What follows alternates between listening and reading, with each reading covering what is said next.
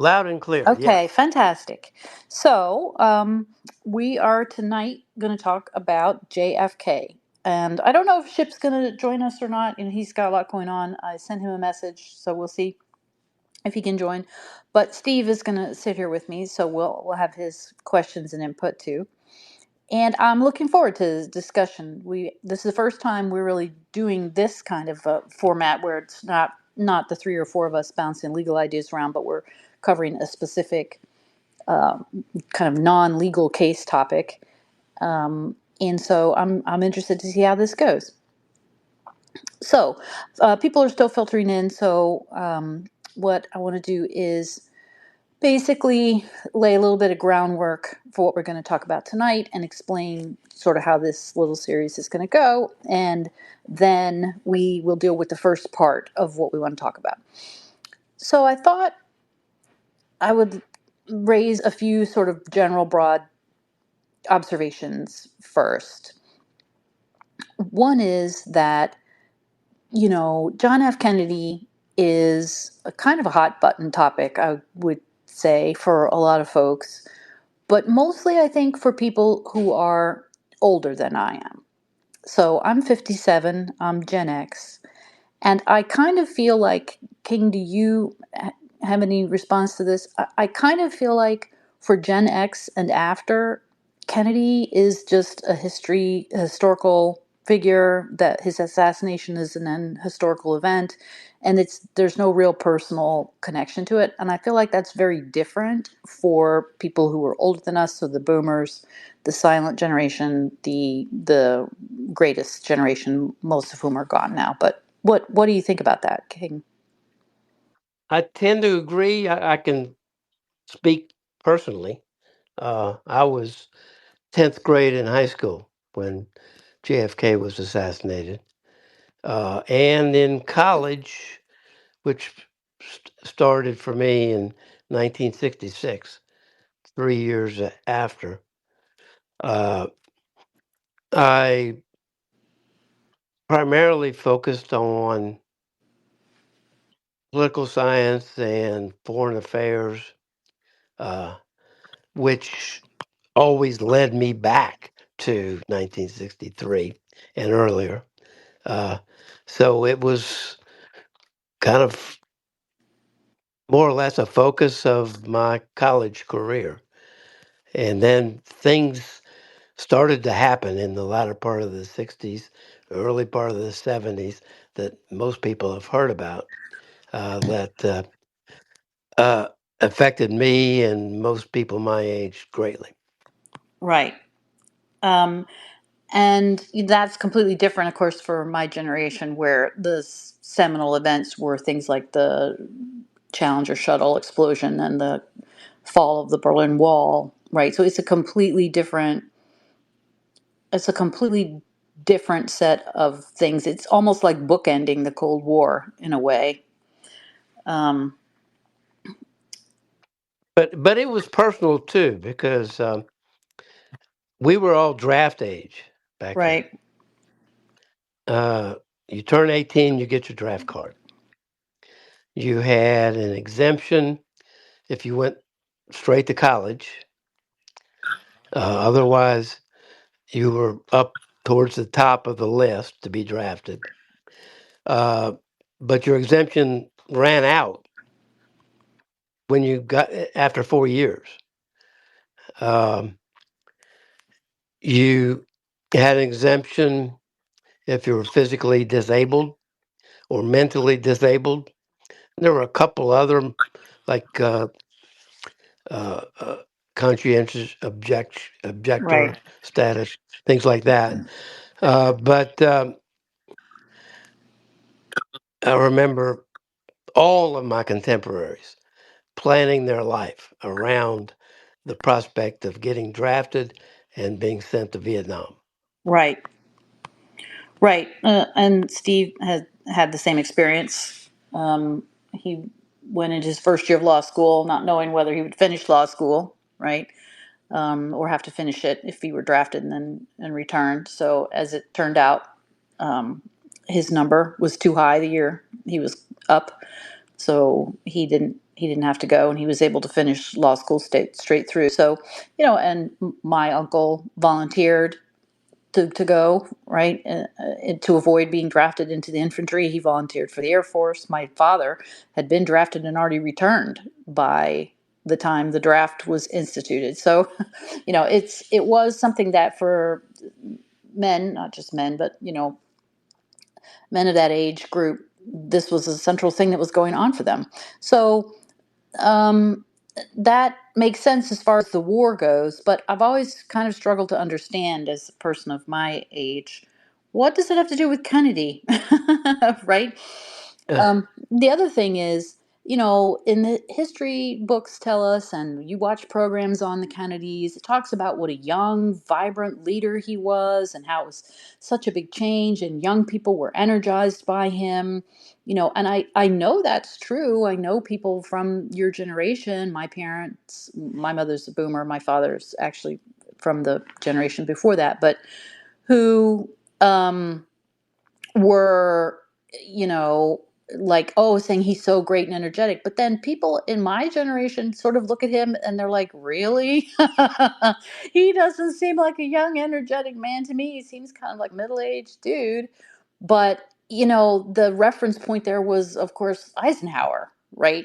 And Truman and those guys had been the president before. So I've always feel like there's sort of this just a big generational divide between how people in the boomers and older and Gen X and younger look at this president through very different lenses.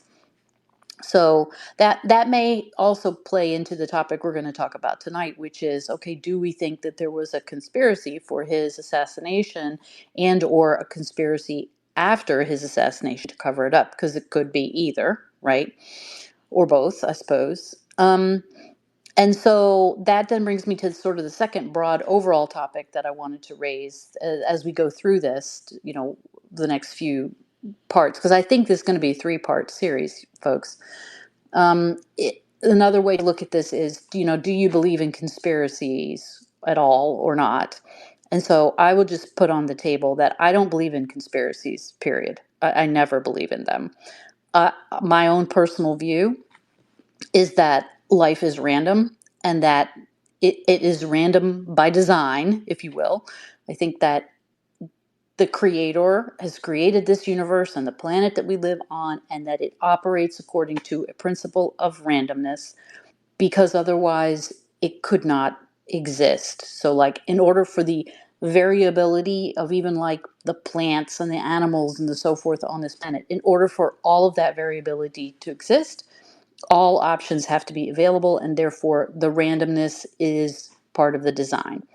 And because of that, I just simply don't believe in conspiracies. I don't think that they're necessary. I think that human beings don't really operate that way, and that I therefore, by default, I don't believe in conspiracies. But that's only one way of looking at the world. I'm assuming you have a different view, King. well, Leslie, you and I would have made a great opposing counsel in a pretty big percent of the cases I filed on behalf of Right. plaintiffs. A lot of them, I can't give you a percent, but a lot of my civil practice involved going after members of a conspiracy. And I put it in the pleading, and I had to prove it to the jury that this was a conspiracy. And these people, A through C, uh, some some are defendants sitting here, others are not named. They may have settled, may be out of the country by now. But uh, I had to prove it, and I did prove it because based on the facts, based on the evidence, and showed that there they were up to a criminal or criminal like conspiracy that damaged my client. and I was quite successful in doing that. So yes, Well, there yeah. are. It's not a matter of I maybe it's. should have said like outside of criminal conspiracies, right? Because of course I believe in that.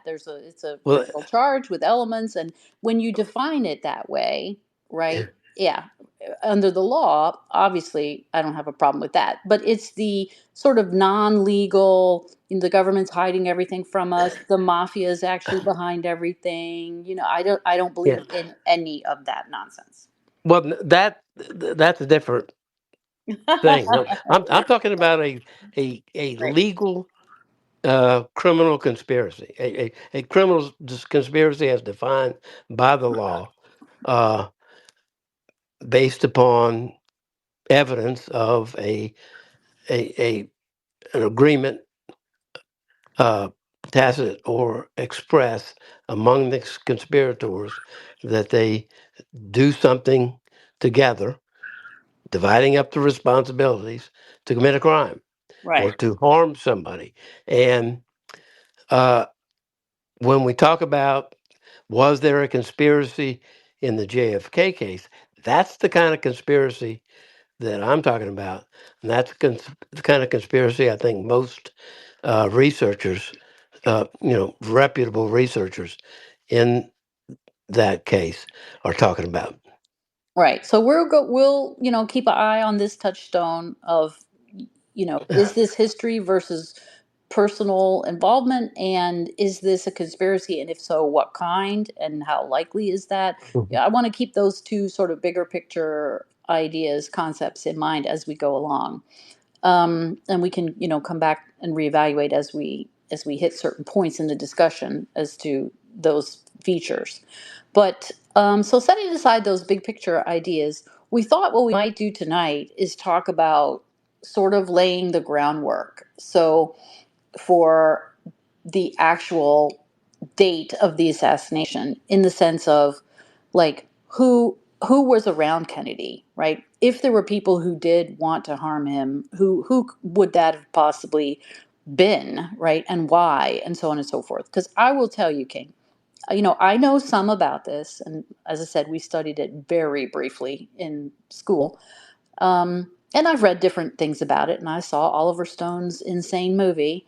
But in terms of like if we were analyzing this event now, the way that you and Ship and Steve and I do the legal events surrounding the current president, like I would know a whole lot more about it, right? And then I want to try to get closer to that level of, all right, we actually know and understand what's going on and who is doing what. And I feel like people who are my age and younger are not going to know any of this unless this is just a topic that they have an independent interest in, right? Like, who was the CIA director then? I don't know, because I've never had to worry about that before. So we wanted to start with that, I think, right? And sort of lay the groundwork for if there was a conspiracy to assassinate this particular president, why would that have been? Like, separate and apart from whether it happened, what what are the environmental factors that would have created that situation to begin with? and, So, and I'm prepared to get to that, yeah. but I have a couple of points I want to talk about first. Yeah, One I is figured you did. Yeah, I was one going to of tell this is people. Well, but wait, I was going to tell people. So that's kind of what the overall topic is going to be about tonight. But then, of course, I figured you'd have some sort of like opening framing that you wanted to do first. So I'm going to stop talking now and let you tell the folks. Okay, how do you see where we're going with this topic? What are your major themes going to be? well. Before I get to the major theme, I want to answer one of your the questions you first raised about what the hell does Kennedy have to do with The the Vietnam Vietnam. War. Um, I'll be specific. On October 11, 1963, but less than 6 weeks before he was killed, he signed uh, a national security memorandum number six. Oh hell, six. No, 263, which combined with a couple of other memos contemporaneous to that, uh, addressed the our involvement in Vietnam, which at the time consisted of supplying weaponry and advisors. We had not committed to send troops yet. Um, he announced that he was bringing home 1,000 soldiers bef- by the end of the year, and the plan was to have all of our troops out by 1965 at the latest. The day after he was buried, November 26th, 1963, the new president signed the next national security memo, seven, I forget the number. No mention of 1,000 troops coming home. The tenor of what Kennedy had written was subtly changed. He inserted the word, "We're going to help you, Vietnam, win your war," is now in there. And suddenly, for the first time, uh, there's a report that the war is not going well. And nothing happened officially from until after the 1964 election.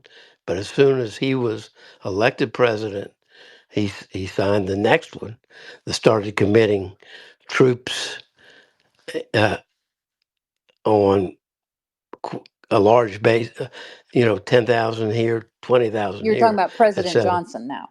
President Johnson. So he completely reversed Kennedy's plans as to Vietnam and got us into that morass. Well, I would argue And it that it was started. Kennedy that got us into that morass, but No, okay, you're no, Kennedy. No, Kennedy had not got us in. yeah, He it was I know. we were in. We were in before Before Kennedy. Kennedy got elected, right? So, Right. yeah. But I'll talk about his change of viewpoint that occurred uh, during his presidency and before he was killed to lead him to that posture. Uh, the since you've raised it, I'd actually planned to start on the subject of conspiracy. Uh, the Warren Commission, everybody knows, found that Lee Harvey Oswald was the lone gunman. He had fired 3 shots from the 6th floor of the Texas School Book Depository. 2 of them hit their marks. One of them hit Kennedy in the head. One of them hit Kennedy in the lower neck, came out Kennedy's throat right below the Adam's apple, uh, went on its track, hit Governor Connolly, who was sitting in front of Kennedy, went through Connolly's right shoulder, through his body, came out his chest, and into his right wrist. And from there, it ricocheted and ended up embedded in his left thigh. So two bullets hit the 2 men, killing Kennedy, seriously wounding Connolly, uh, and that there was no conspiracy, there was no complicity by anybody else.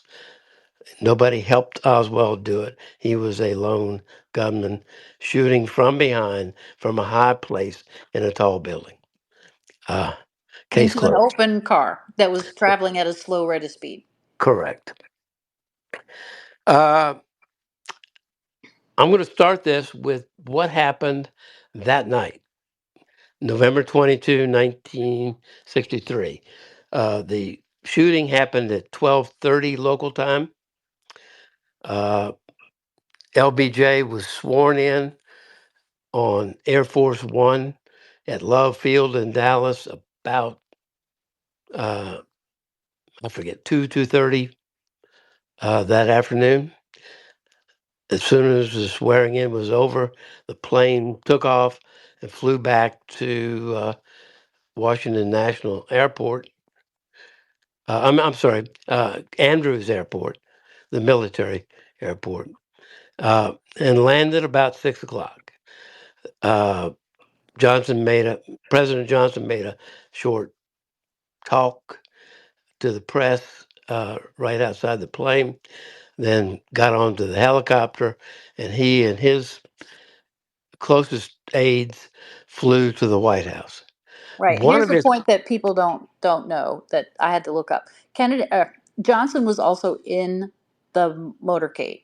hmm People are like, "How did he get to Texas so fast?" He didn't. He was also in the motorcade. He was in a car behind. he was in the second car behind. Right.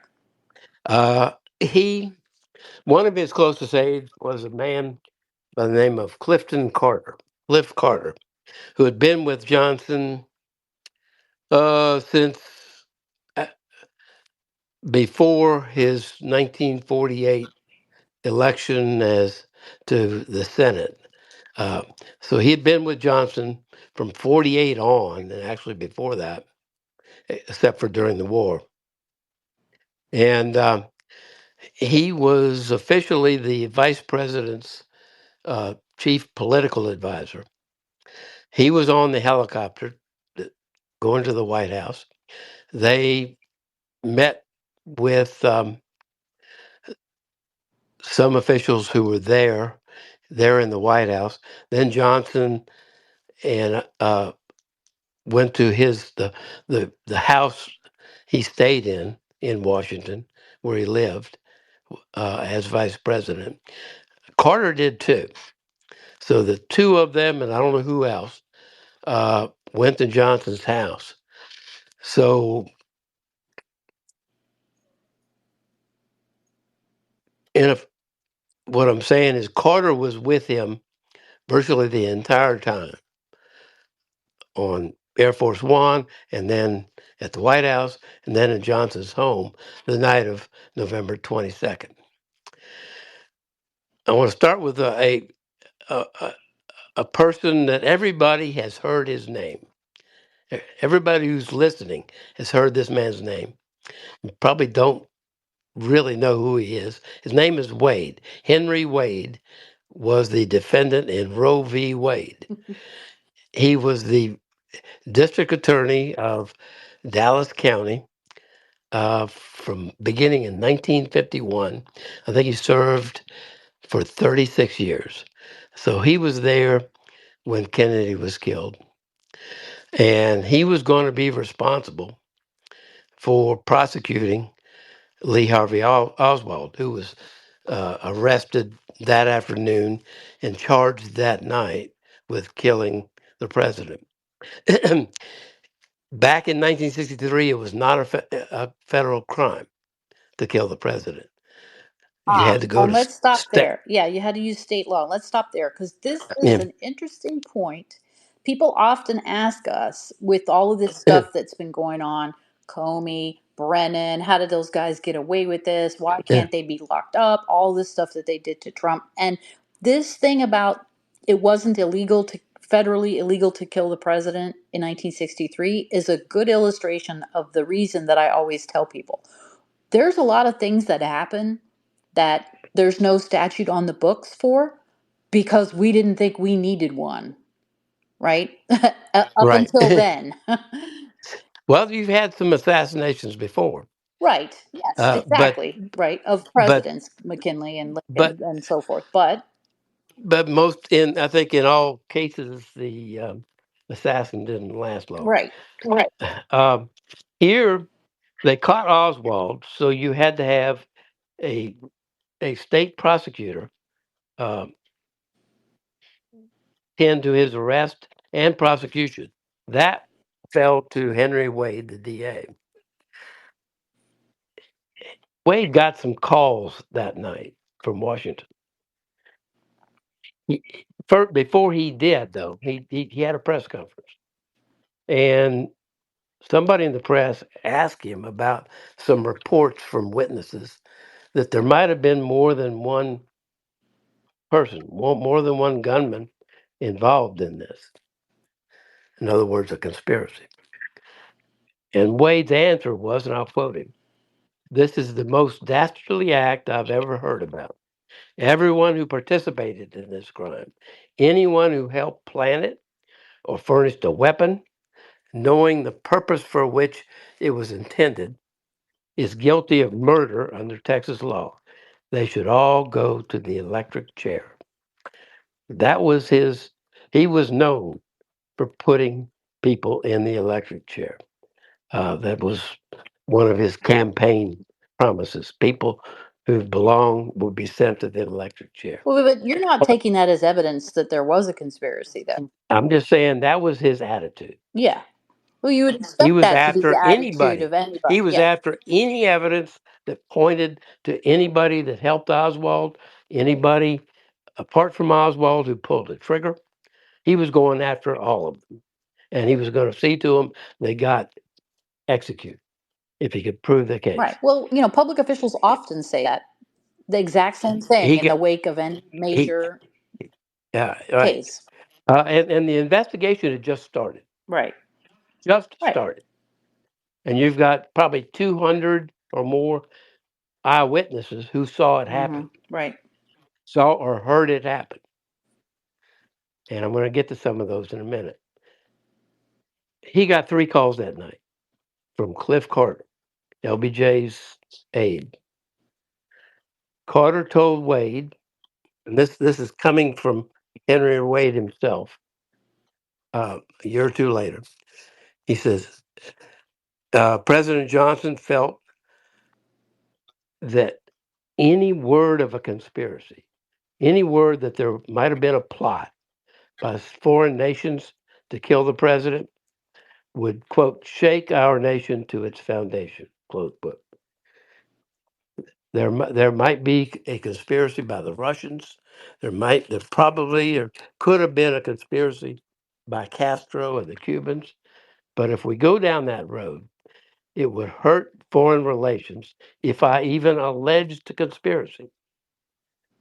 So I marched down to Captain Fritz of the Dallas Police Department and instructed him, do not involve this case in any foreign country in the assassinations.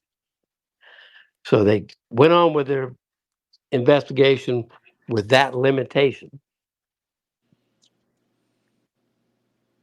notwithstanding Cliff Carter's affidavit that he signed uh, in the Warren Commission, telling them what happened that day. Uh, right after Kennedy was killed, he's in there meeting and advising uh, Vice President Johnson, newly uh, appointed President Johnson, and a Secret Service agent came in and told Johnson, "You need to return to the White House right away. We are concerned there might be a widespread plot to assassinate you as well as President Kennedy." So they're worried about a conspiracy. They're worried about gunmen out to get not just Kennedy, but others. But Johnson, I mean, Carter, quoting Johnson, is now putting the kibosh to any exploration of a conspiracy, possibly involving a foreign country. All right. So let me ask you to stop and let's explore this a little bit. So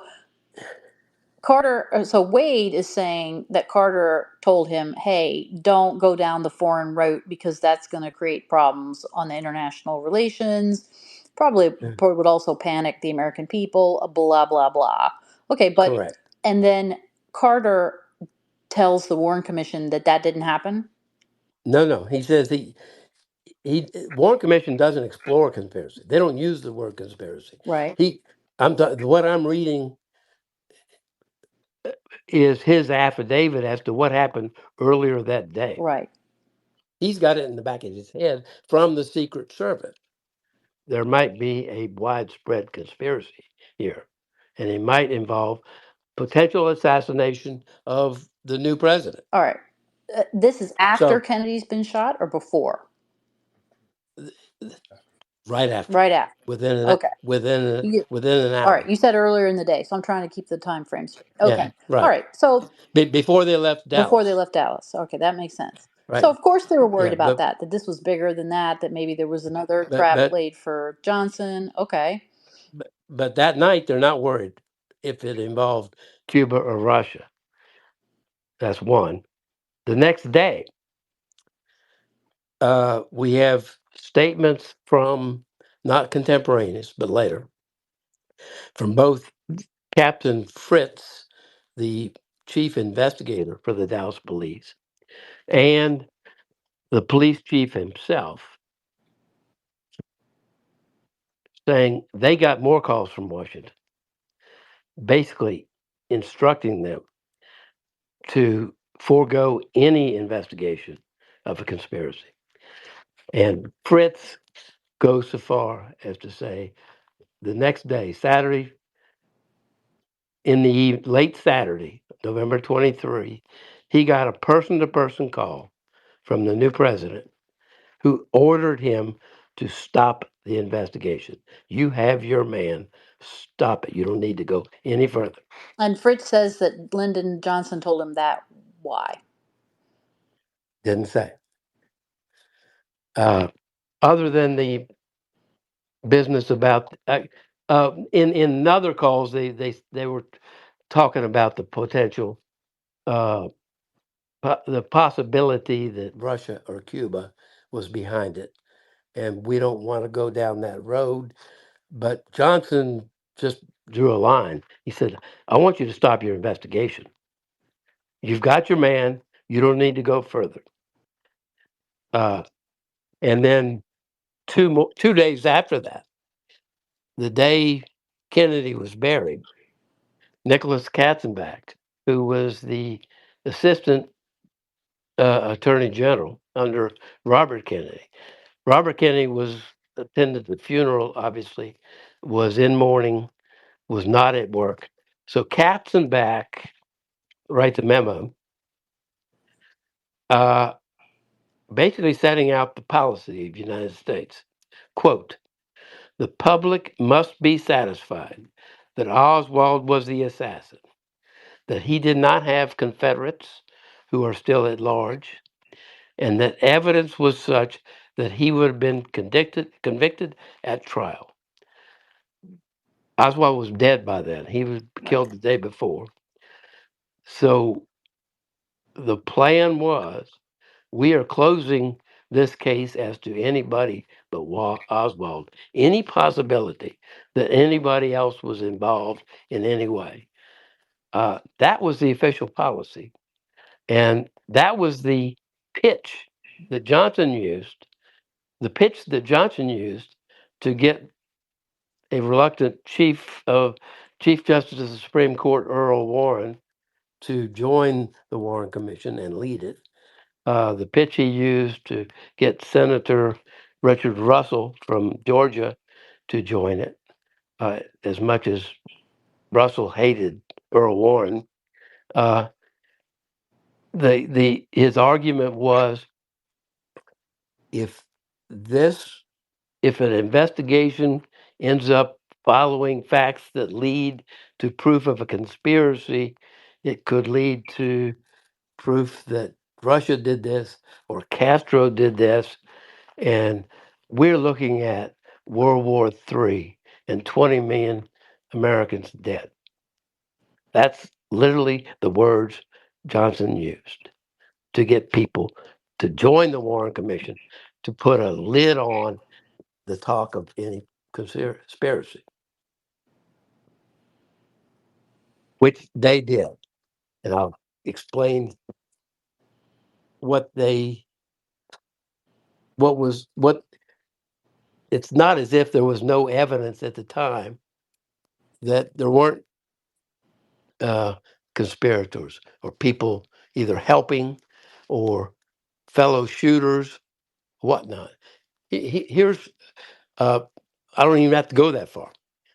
We know now that of the seven members of the Warren Commission, four of them at one time or the other expressed in private to others that they did not believe the sole gunman theory. And those They thought four out of the they seven thought are, others were involved. can you name Uh, who are the four? yeah, uh, Senator Russell put it on the record and thought he was being recorded and it would be transcribed and attached to the report.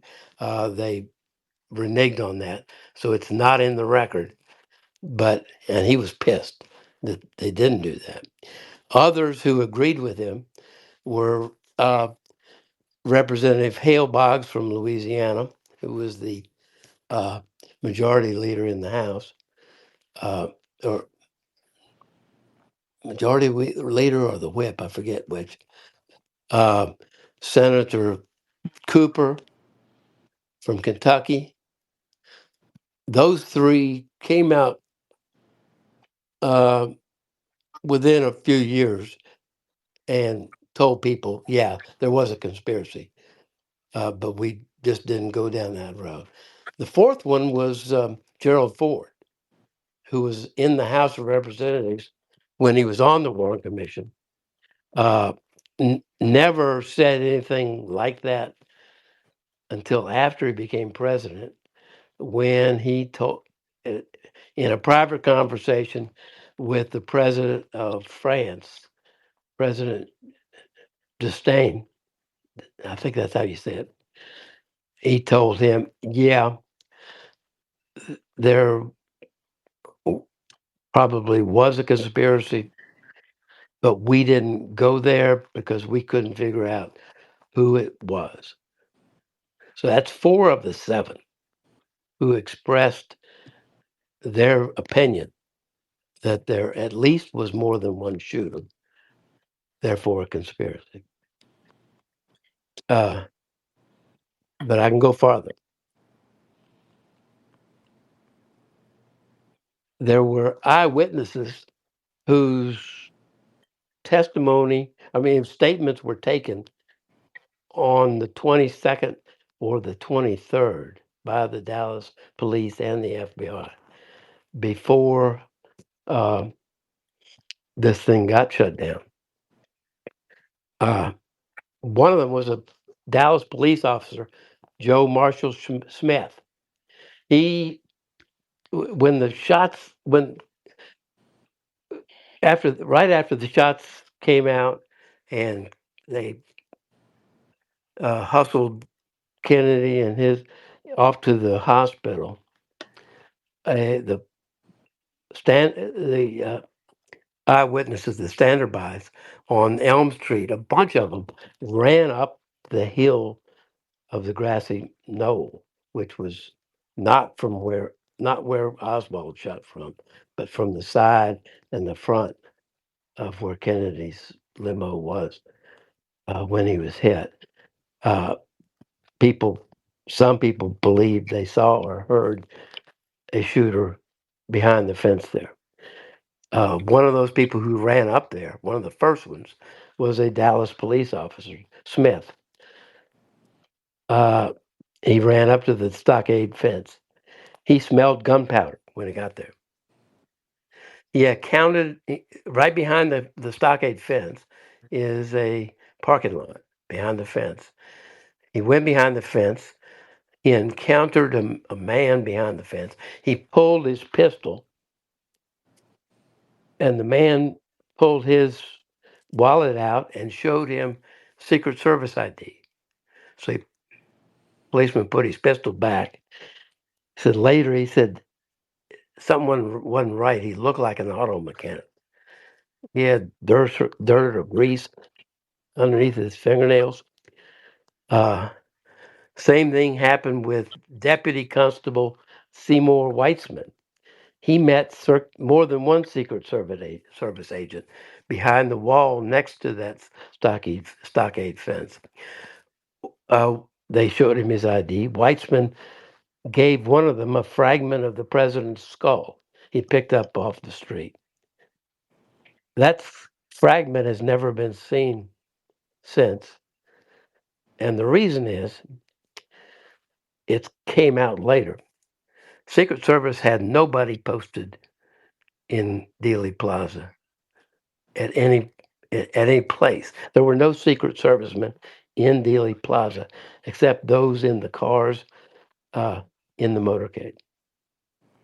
So these people had fake IDs identifying them as Secret Service agents there in Dealey Plaza, and basically discouraging people from running after people and uh, gathering evidence that they pocketed and walked off with.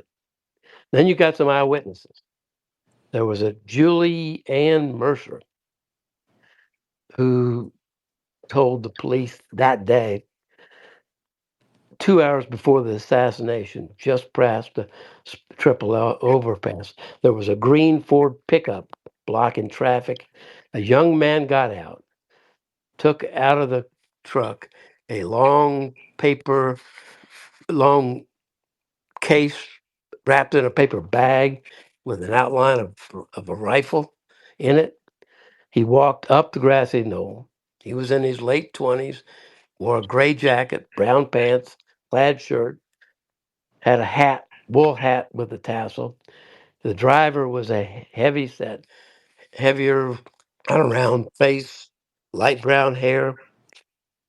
Uh, she thought it was like Secret Service or something. She drove off, was telling somebody at a restaurant. A little while later, overheard by a police officer. He had her come down to Dallas for questioning, took her back to the sheriff's office, showed her some pictures. She picked out the picture of Jack Ruby as the driver of the truck. This was 2 days before Ruby killed Oswald. You had uh, Julius Hardy told a newspaper reporter he saw three men with rifles near the Triple Outlaws Fest. He was never interviewed by the police. Arnold Rowland saw told the police 15 minutes before the motorcade he saw two men, one with a rifle with a telescopic sight. He was on the This guy was on the sixth floor with another person, but he wasn't in the window where Oswald was supposed to be. He was on the other side of the building, the west side. He described the guy, uh, what he was dressed at. He might have been Latin, he says. Uh, he told this to the FBI, and after the shooting, uh, the FBI came to his house, interviewed him. He told him what he saw. He said he saw another uh, person on the second floor of the school book depository with a rifle. And the FBI says that doesn't have any bearing now. Forget it. Forget you saw that. Uh, Another witness, L.R. Terry, saw two people with rifles. Um, let's see. Tom Tilson, an off-duty Dallas Police Department patrolling. He right after the shooting, somebody who could have been Jack Ruby's twin was running from the plaza. He ran in up to a dark red car, threw something inside, uh, got in the car and drove off fast. Uh, Tilson gave chase. He reported it to the homicide department. Never heard it anymore. Uh, Another sheriff's deputy, got a report of a red Chevy Impala driving away at a high rate of speed. It had somebody wrote down its license plate number. License plate was a stolen Georgia plate. Then we've got a bunch of witnesses who saw persons, one or more persons with a rifle, and they were wearing a business suit or a sport coat, with a tie, shirt and tie. Uh, Witness Philip Ben Hathaway saw somebody before the shooting, uh, 6'5", over 250 pounds, wearing carrying a rifle case, seemed to be heavy. He had on a gray business suit.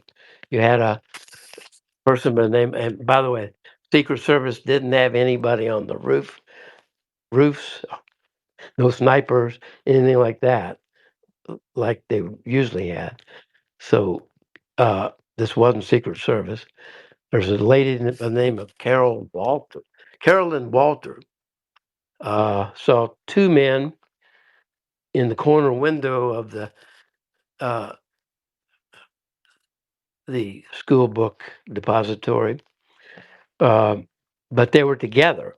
One of them wore a brown suit coat. The other one held a rifle. Uh, Same thing by witness John Powell. Saw two people together in that window. One of them had John Powell, by the way, was a inmate in the county jail uh, across the corner from the school book depository. He and other inmates watched the motorcade, and he and other inmates saw what he described as two people in the window, one of them with a rifle, uh, one of them wearing brown clothes.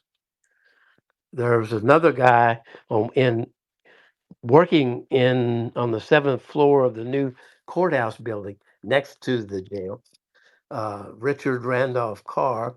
He saw a man with a tan coat, heavy set, wearing a hat, horn rimmed glasses, standing on the sixth floor in the sixth floor window. He saw that man after the shooting along Commerce Street, right nearby, walking very fast, kind of looking behind him to see if somebody was following him. He saw, and he and some others saw a light green Nash Rambler station wagon that had a chrome luggage rack on top of it.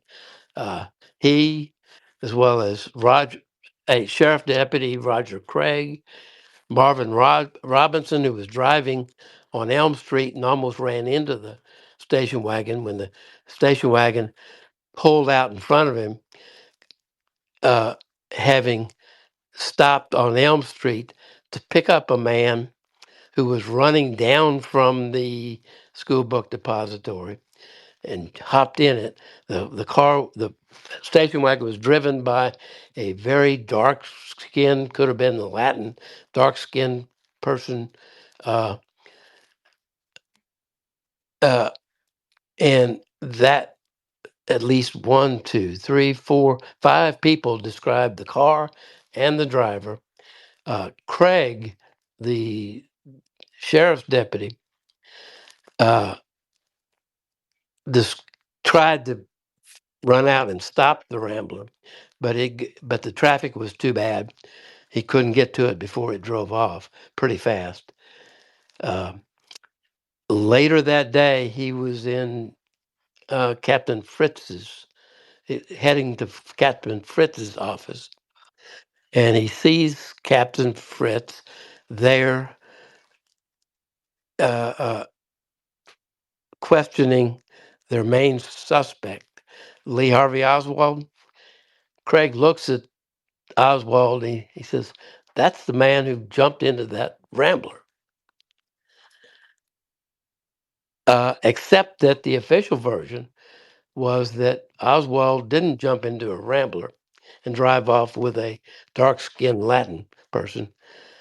He was he left the school book depository, walked the other direction from where the Rambler was driving, caught a bus on Elm Street.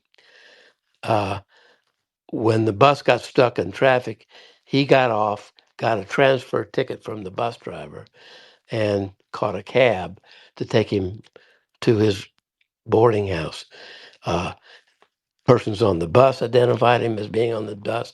The bus driver identified him as being on the bus. The cab driver identified him as being in the cab. Uh, but Craig swore to the day he died that it was Oswald he saw running down the hill from the school book depository and jumping into a getaway car. Uh, so it, it later in my talks, I will tell you about the many instances where either an imposter and or Oswald's doppelganger was seen by several witnesses. There was somebody who looked like him. So it was difficult to tell because he would be in two places at once. And Warren Commission basically picked this one we don't believe, this one we do, that sort of thing. But here you've got a sheriff's deputy who, along with other witnesses, described a rambler picking up people who were leaving the school book depository. A fellow by the name of the first guy I mentioned, Richard Randolph Cooper Carr, saw before the Oswald look-alike pickup. He picked up another man wearing a sport coat who hopped into the Rambler on the other street, and then it circled around to pick up uh, the guy running from the uh, place. You had another witness, James Worrell, who saw somebody wearing a dark gray suit jacket, also in the window on the sixth floor. He came out the back door and ran from Elm Street to along Houston Street, uh, again wearing a sport jacket, uh, running away from the scene. So that's just eyewitnesses seeing people uh, with weapons or running from the scene and getting into getaway cars. Uh, th- then you've got, I think they've the researchers have found statements from over 200 eyewitnesses who were there. Of those 200, around 50 or so all say they heard uh, shots from the grassy knoll. In addition, uh, about the same number heard shots from the Texas School Book Depository. But the same place, the grassy knoll place where the first policeman I talked about smelled gunpowder, that's where no less than 50 eyewitnesses say they heard shots, and a handful of those 50 saw smoke come out from underneath the trees right after the shots. Uh, so that's the kind of uh, evidence of a conspiracy that the president, the deputy attorney general, and instructed the local law enforcement to shut down and quit looking into, and that's what they did. Okay, so in this instance, when you say conspiracy, you're meaning more than one person involved in the assassination. Correct. Right. Okay, so you've got all these eyewitnesses, and they are seeing things from different perspectives, and people give statements to the police about what they saw, and the officers, obviously, there are a lot of them there, and so they're talking about what they saw. Now, if we're going to say that, well, this might have been a conspiracy to assassinate the president as opposed to one rogue jackass thinking that that's a good idea, then we need to step back and talk about why, not why, but what would have been the, let me start again. Who would have been potentially interested in assassinating this president? So let's focus on that for a little while here. Um, assume for the sake of the argument that more than one person want him dead and that Oswald is just the patsy. Okay, so what was going on at the time that it would make sense for a group of people to actually try to kill the president? I can give you the long version or the short version. Well, let's go with the short version first. Okay, the short version first. Let's consider the possibilities. Right. So, because the Uh, facts as you've described them would, if you believe certain things or whatever, suggest that maybe there was more than one person involved. So, why would that have been? but my bottom line, I look at it from a lawyer standpoint, including the put myself in the shoes of a prosecutor or the head of a law enforcement agency charged with prosecuting in this crime. Those are facts. Those are eyewitness statements reciting, suggesting facts that might lead you to find more than one shooter, find accomplices, including getaway drivers or lookouts. So if if one thing I've picked up in all my studying of this is that snipers like to have a lookout. Uh, they Right, because they they're focused on their target, so they need someone else.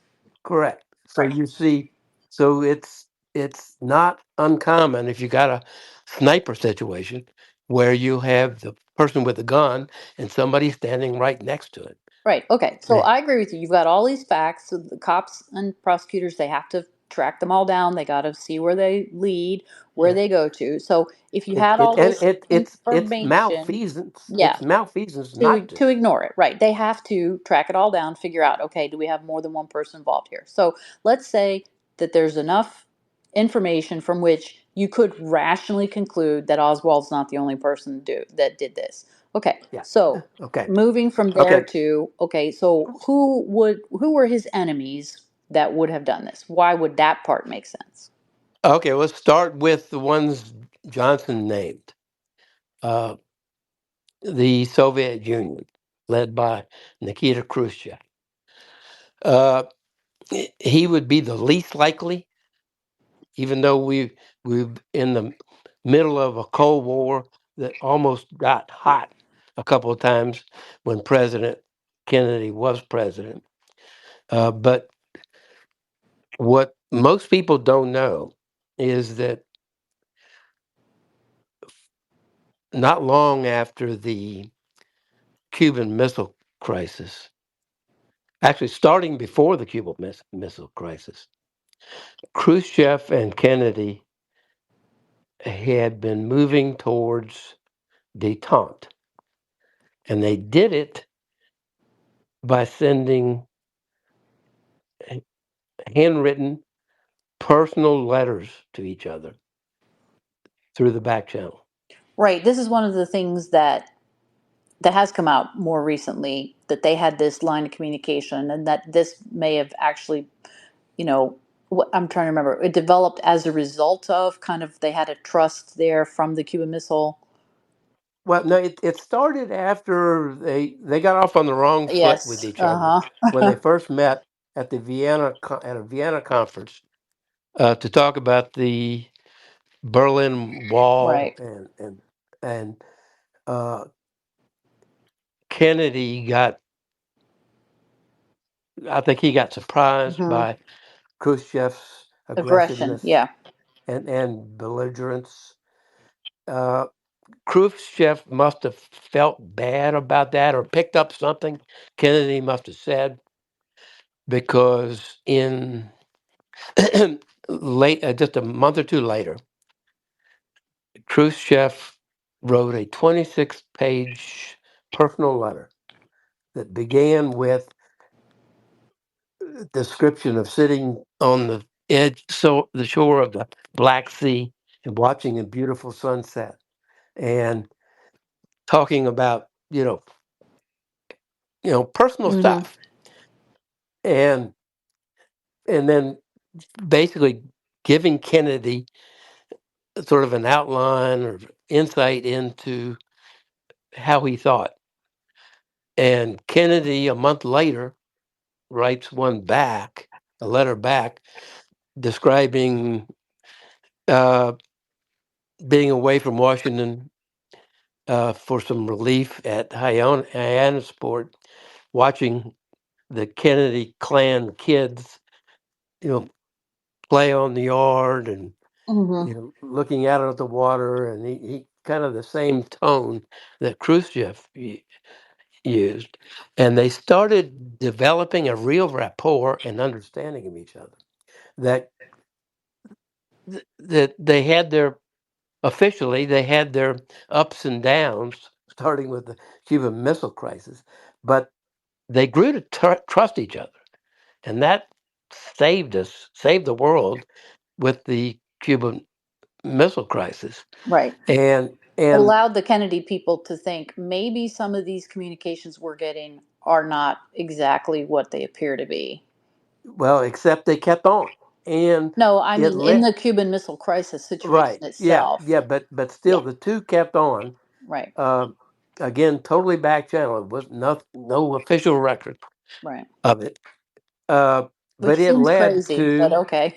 it led to an agreement to uh, that Laos, which the Soviets had eyes on as their new satellite and like uh, uh, s- hold on uh, Southeast Asia, uh, they agreed that Laos would be neutral, Right, which made all kinds of enemies to Kennedy. Nobody in the government liked that, but they agreed to make Laos a neutral state, and neither side would fight over it.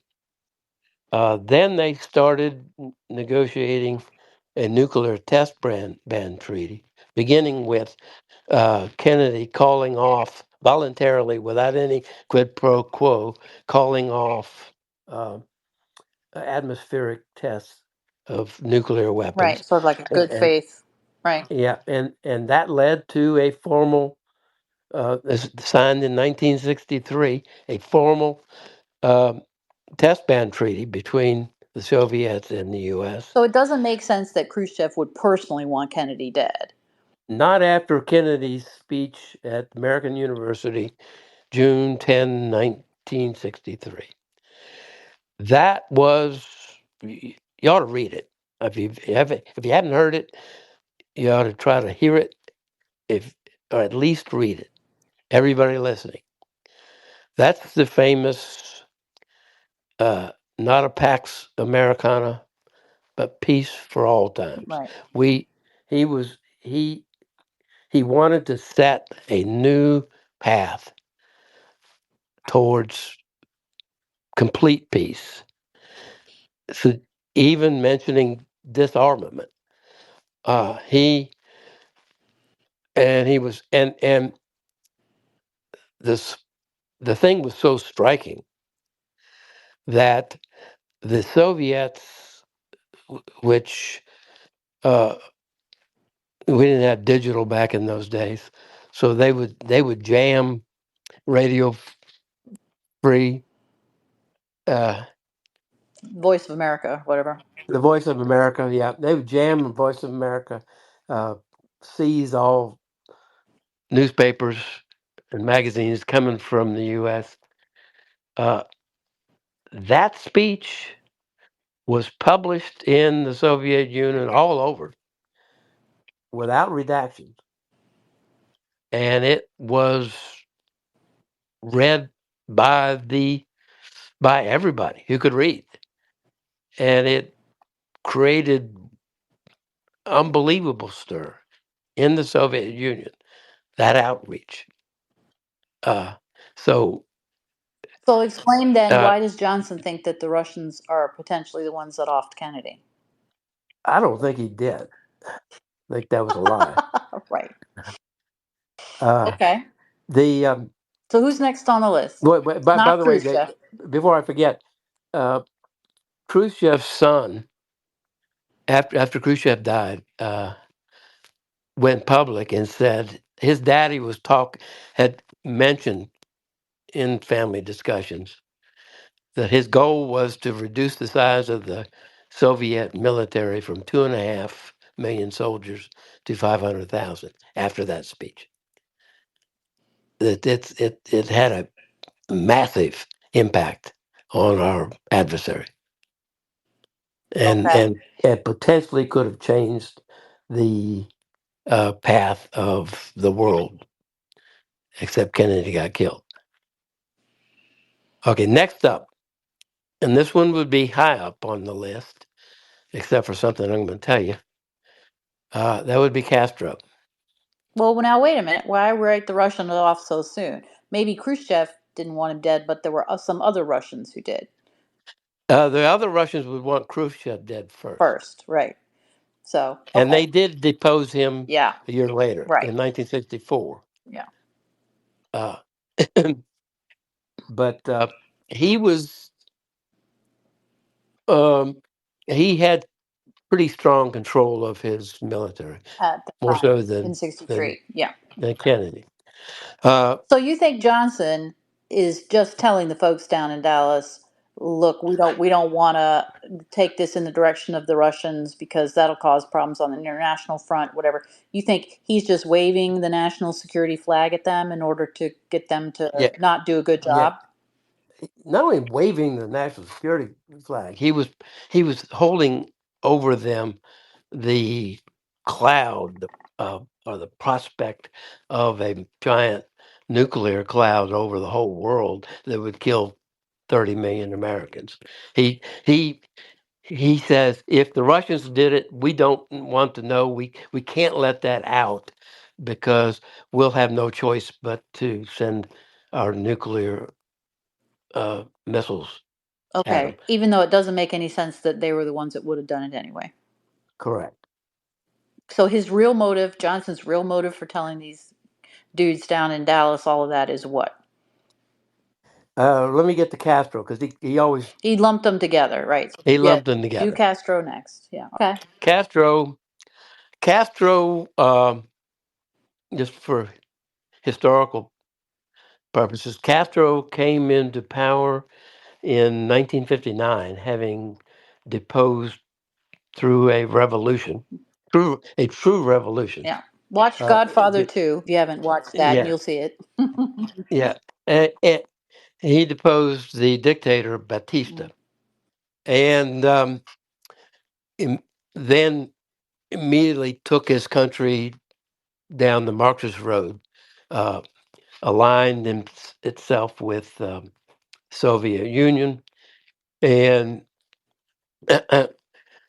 seized all of the private industry, etc. Closed the casinos that were run by the mafia, our mafia, not Cuba's Again, mafia. watch the Godfather movies. Yeah, right.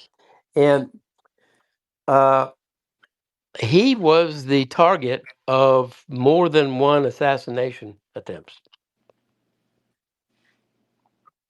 um, by the CIA with the help of the mafia. Which seems crazy, but Uh, that's actually true. So, that is absolutely true. Um, he,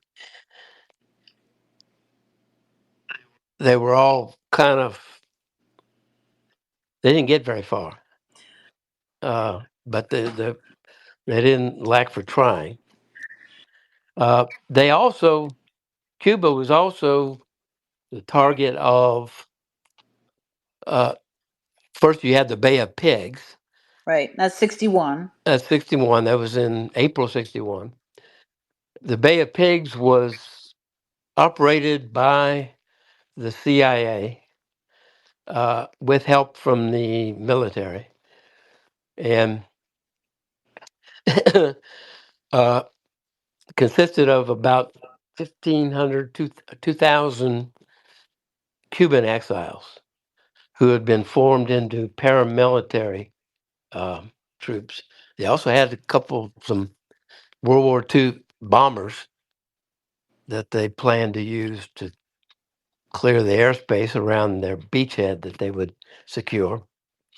Uh, and to make the story complete, uh, Kennedy approved of launching that invasion by the exiles, but when pushed by both CIA Director Allen Dulles and the Joint Chiefs of Staff, uh,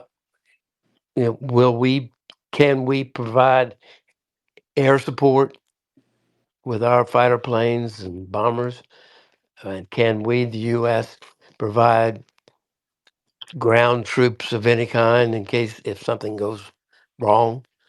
Kennedy says absolutely not. The rules of engagement were that this was a Cuban exile operation.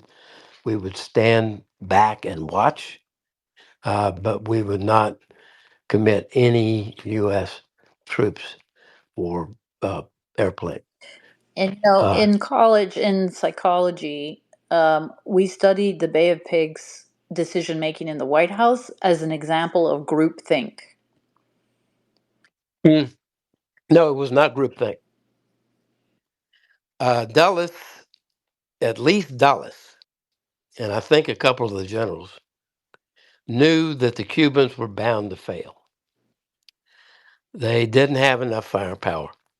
They needed at least air cover, uh, more cover than they had, and even that brought it to no better than a 50-50 chance. When Kennedy said no as to U.S. support, the thinking went like this, and there's a record of this. Dulles um, wrote something. There's something he wrote later on in life where he basically fessed up. He said, "We knew it wouldn't work, but the thinking was that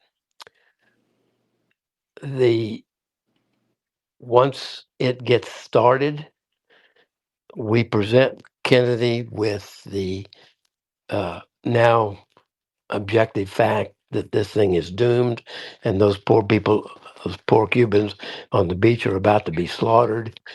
Uh, uh, let's bring in some help." And they thought Kennedy, just reading between the lines, trying to read his mind, they believed Kennedy would go along with that. Well, that's why the psychologists say it's actually is an example of groupthink because they Yeah. were self-censoring themselves in the discussions, right?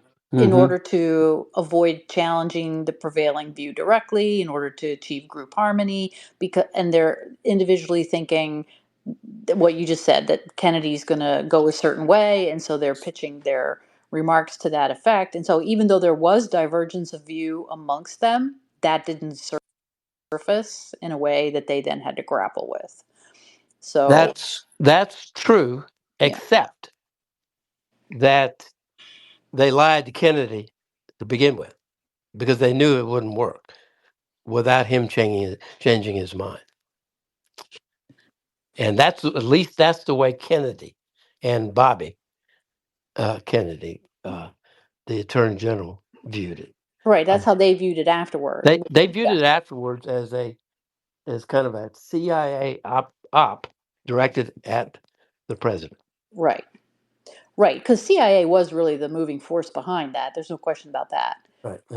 But you can see with things like that happen, you cannot. This is something people need to learn. You cannot trust the people that were in that situation. Their perception of what happened is certainly not after the fact, because people will justify after the fact all kinds of nonsense that wasn't what happened at the time, right? And so, yeah, for Kennedy and his folks to say, well, the military lied to us about that, they wouldn't have said that in the moment, right? Faced with the same exact facts. And it reminds me of, the withdrawal from Afghanistan, right? This debacle that occurred right after Biden took office that summer in 2021. So you get people saying after the fact, well, we thought this and we thought that, and we told him it was going to be this, that, and the other thing. And Biden is saying, well, you told me it was going to be so successful, and I relied on you. And all these competing narratives that come out after the fact. And the reason that that happens is because people try to justify after the fact the things that happened at the time that they weren't comfortable with, right? So it's the same kind of, this Bay of Pigs had the exact same feel to me as this debacle in Afghanistan.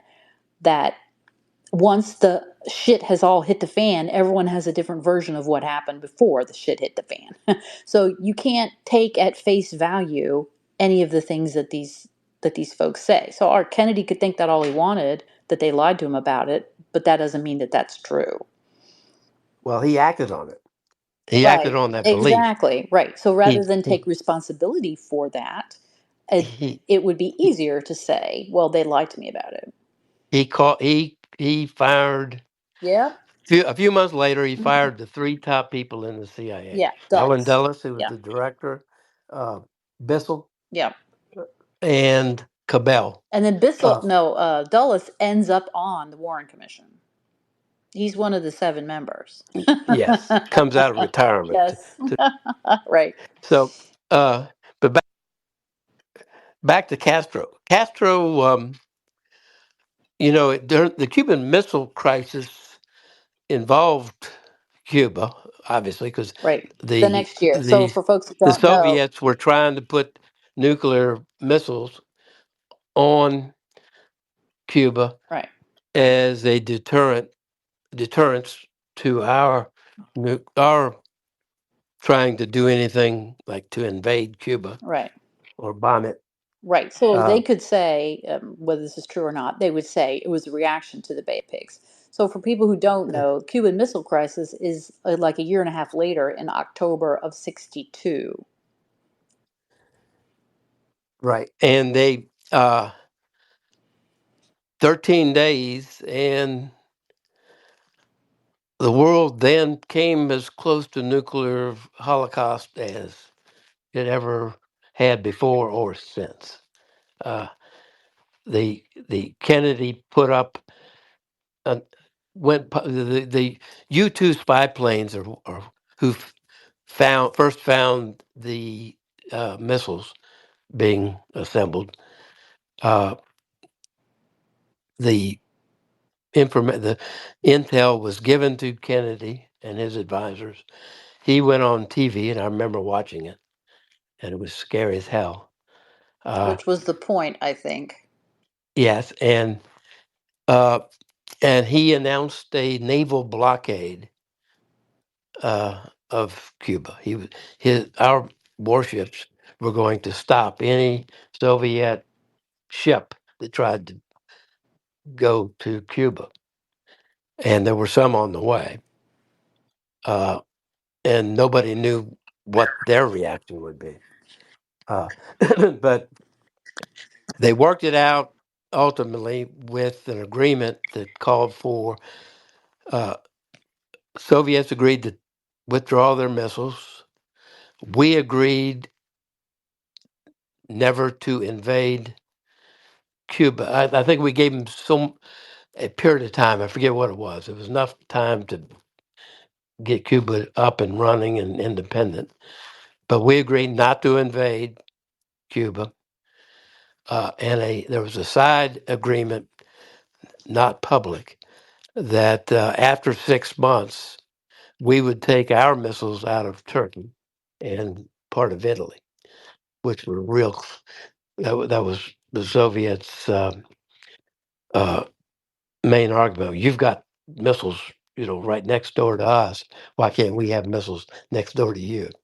And Kennedy says, I can get them out, but I can't do it publicly right now. My people backing me will kill me. So give me 6 months and I will do it. And he kept his word. And that's part of what got him and Khrushchev talking more and more on uh, a path towards total detente and disarmament, maybe. Castro got the benefit of it because he did get the agreement we wouldn't invade. But what he didn't get, despite that promise not to invade, you still had all these Cuban exiles. And some of them directly sponsored by the CIA and others kind of acting rogue.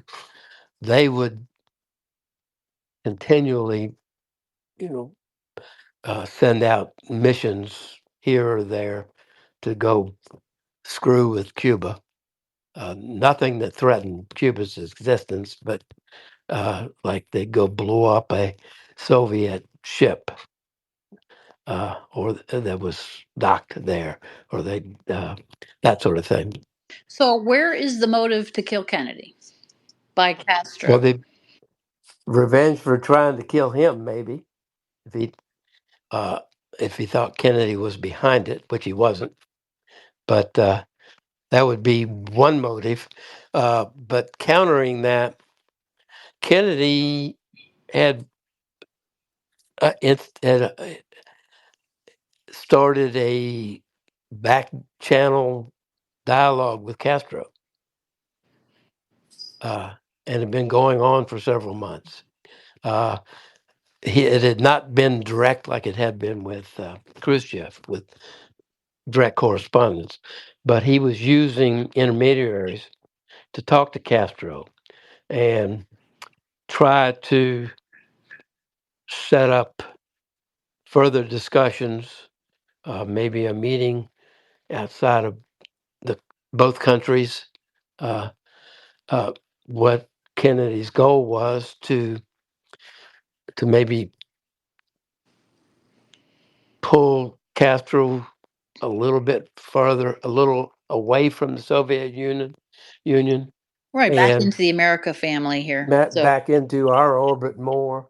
Uh, uh, and but it was working. Castro was receptive to the entrees he was getting from Kennedy. And in fact, the day Kennedy was killed, um, there was one of Kennedy's emissaries um, in Cuba having lunch with Castro, and so having Johnson's just pulling that out of his ass too.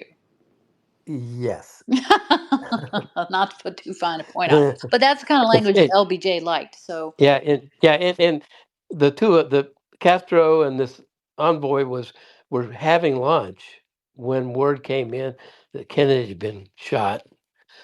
Then the next word was, well, he's in a hospital, he's still alive, he might survive.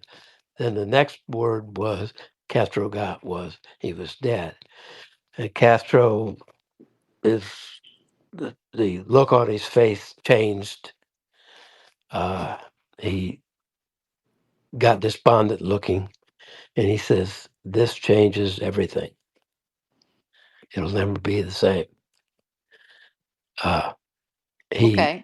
So, you could, yeah, right. That makes sense. So, if the Russians don't want Kennedy dead and Fidel was doesn't want Kennedy dead, A, who does? And B, why is Lyndon Baines Johnson telling the folks in Dallas, don't track it down to the Russians or the Cubans? Well, let's go through the other possible enemies. Okay. You got the mafia. Right. Uh, the mafia, actually, the Sam Giancano Chicago mob uh, actually helped Kennedy win Illinois. Right. Well, Uh, win, we'll put in eh, quotes there, but yeah, okay. which without Illinois, he would not have won the presidency. Right. Uh, I don't know how big that help was. I can't. I don't. He helped some way. That Uh, wasn't the only help Kennedy got in Illinois. Let's put it that way. that's true. But and of course, all of the mob had financial stake in the casinos in Cuba, Right. and they looked at what Kennedy did at the Bay of Pigs, and then his um, failure during the Cuban Missile Crisis to be more proactive, like maybe bombing Cuba and taking it over so they can get the casinos back. They looked at that as weakness Mm. and at least had a grudge. Uh, but the biggest grudge was uh, the Attorney General, Bobby Kennedy, who, uh, when he took office, went on a mission uh, to taking on Jimmy Hoffa and some of the mobsters associated with Jimmy Hoffa, and trying to deport Carlos Marcello from the New Orleans mafia. And he did deport Marcello. Uh, they dropped him off in a jungle in Guatemala, I think. Okay. So Bobby Literally, they're like, Kennedy, for people who don't know, yeah, was John Kennedy's brother, and John Kennedy made him the Attorney General, which caused a whole bunch of people to freak the fuck out because how can you make your brother the Attorney General? So now we have rules against that. And the Bobby Kennedy was in fact a true believer about going after the mob, right? He set the Justice Department on a definite course of trying to deal with them. And obviously they didn't appreciate that. So we think that there's a possibility the mob had John Kennedy killed because Bobby Kennedy was going after them. going after them. And in Marcello's place, Marcello was in court in New Orleans on the day Kennedy was uh, killed, uh, defending against a long running deportation action by the government, trying to get him deported back to somewhere. Uh, he, he, he, he managed to march through the jungle and over about 2 or 3 days found civilization and got lawyers to get him back into the country. Uh, but Bobby headed after him and other mobsters. They were not happy with the Kennedys, um, and they But were see, pleased when okay, but Jack was killed. okay, maybe they were, but why would Lyndon want to cover that up? Certainly, He, official Dallas yeah, would not have had a problem going after the mob. no. Well, actually, there some had connections. That that Yeah, that, of course, some that of them police are corrupt. That's true. that police department was not known as pristine and pure. So I'm just laying out Yeah, possible right. But I'm like, possibles. okay, but does that make sense? That doesn't make sense to me. So, Okay, okay. So, but but you're you right. The want mob okay? is on the list. Right. They're on the list. Mob's So, on the what do list. people say? Then we've got uh, the military, the higher Our ups in own military. Right. our own military. Uh, they had grown to view Kennedy as a traitor. Uh, for this, I'm going to tell a story from my childhood Okay. because this involves nuclear weapons, Cold War, and weapons proliferation. I was about 4 years old. I remember watching TV on a snowy black and white TV. Favorite shows were uh, uh, Howdy doody. no, it was serial movie movie serials of 1930ish. Oh, yeah. Flash Gordon Right. and a TV weekly show. Uh, Tom, Tom Mix. no, Tom. It was Glenn, Tom Corbett and the Space Cadets, Oh, I see. Okay. and because I was into spaceships and science and stuff, and I will never forget watching that TV, April 1952, gathered around it sometime during the day with my mom, who just had given birth to my little sister, and my grandmother, who came down to help, and grandma, mom, and I watched the first live broadcast of a atom bomb test Oh, explosion. I'll never forget it. And that image kind of, uh, if you grew up in the 60s, you had in the back of your head, we may not be here next week. We may need to find that people were building bomb shelters, yeah. literally, literally. They were showing films on TV of how at school you're supposed to get under a desk and shield your eyes if a war broke out. Uh, you saw movies at the theater with these giant pterodactyls and dinosaurs. Uh, Right. you know, built. Anything radioactive is going to grow to Yeah, enormous they were size and they were come all get you. growing Yeah. from that very test Right.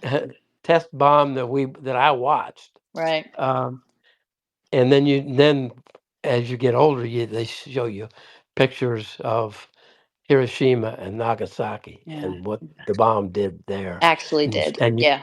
and you read we you know uh, the the what's come out. I don't know, maybe in the 90s or even later. These assessments by the military of the capability of both sides to conduct an all-out nuclear war. Oh, yeah. And murder all the people on this planet many times over. I'll give you the numbers. Yeah. The estimate was if we launched an attack against the Soviet Union, we would kill 140 million people. If they launched an attack against us, we could expect 20 to 30 million Americans to die. And it would happen within an hour. Uh, that's scary. And the what the when Kennedy ran for office, and I remember this, he was a war hawk, at least on his political spiel. He said that Eisenhower had gone to sleep and let us get behind in the arms race. So he was going to ramp up nuclear missile production. When he took office, historians will tell you, he found out that what he was saying wasn't true by a long shot.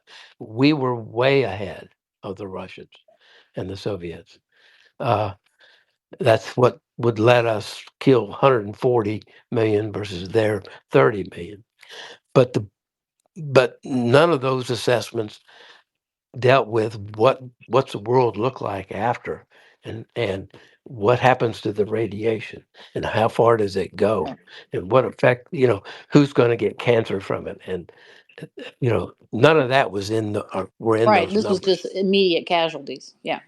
Correct. And the, but the Joint Chiefs, their program, that they came out with an assessment that said we can win a nuclear war if we do it before. They gave themselves a window. If we do it before the end of 1963, we can win Oh, the we'll be war. less dead than they Eh, are. That's We'll be, we can act. No, they started scheming, but they say, okay, if we add some power to our arsenal, add some more, designed to knock out more of their missiles, they won't be able. And if we do a preemptive strike without any negotiations or any, just total surprise preemptive strike, uh, we're likely to knock out a lot of their retaliation, and we might get that 30 million number down to right. 10. That's what I'm Say saying. We'll be less dead than they will be. Okay. that's right, and that's the meeting when Kennedy got up and walked out in the middle of it and says to whoever he's walking out with, and we consider ourselves members of the human race. He was disgusted Yeah. and mad. And they kept pitching that to him, trying to refine it and get it better.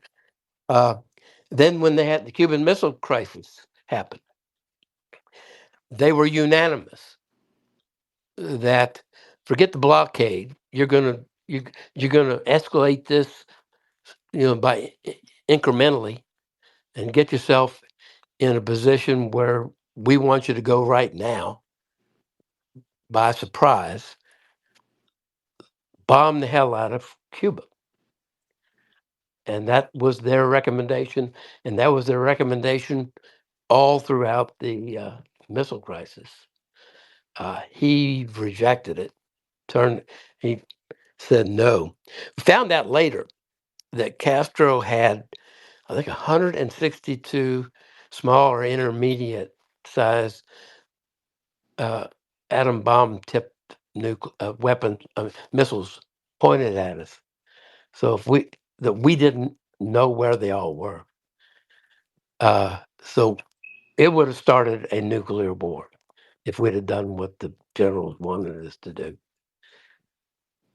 Uh, because one thing you understand about nuclear strategy, the fundamental is use it before you lose it. So if you've got enemy missiles coming your way, you launch yours. Right. Because you might not Otherwise, be able to after you get blown to correct. smithereens. So, uh, so it that opens the possibility for a war, a end of the world war beginning by accident. Stumbling. If anybody wants to see how this might play out and have some laughs at the same time, watch Doctor Strangelove or How I Learned to Stop Worrying and Love the Bomb, which paints that very picture. A crazy general sending his fleet of bombers off to bomb Moscow, and they can't bring them back. And but there's the same thing as a mutually assured destruction strategy. The Russians have invented a doomsday machine that automatically destroys the planet pretty much if one single nuclear bomb gets through the Russian defenses uh, and lands on Russian territory. So it watch what I recommend that movie. It's by Stanley Kubrick. It's hilarious and it got everybody's attention. It came out in '64, I think. Peter Sellers stars in this Yes, Insanity. Yeah. but it there's a lot of truth to it, because it really paints a decent picture as to what uh, the military thinking was. The George C. Scott character, um, uh, when he says, when he argues, well, since we've got one rogue plane heading to Russia, and we know they're going to respond somehow. Uh, the best strategy is a preemptive strike. Right. Let's Might just as well send launch them them all. all. Right. Let's Yeah. launch them all. And the president says, "Well, what happens then?" Oh, we might get our hair mussed a little bit. Maybe Mm, what 20 million dead. yeah. Right. Yeah. Well, it's a few million here and a few million That's right. there. Anyway, is that was the preemptive strike thinking, and that's what they wanted, and even with conventional weapons, they wanted to blast the hell out of Cuba to get it back from the Soviet influence, and they viewed Kennedy as a traitor, especially after he started talking about disarmament, talking about nuclear test ban treaties, um, making these former European colonies like French Indochina or pieces of it like Laos and into, you know, allowing dictators or allowing the people to elect socialists, uh, rather than trying to, you know, control everybody Right. and keep them out of the hands of. Anyway, that he made big enemies in the military. Kennedy did. Same with the CIA for the same reason. Plus the fact that he had announced after the Bay of Pigs fiasco, he had announced privately that he was going to bust the CIA into 1,000 pieces or 10,000 pieces because it had basically morphed into a country within a country. It was autonomous. He couldn't control it. No president could. Uh, they they were they had taken over foreign policy from the State Department pretty much, and a lot of the things they were doing were at odds with his policy, including what they were doing in Cuba, trying to assassinate Castro without his knowledge or consent. Just that was their policy.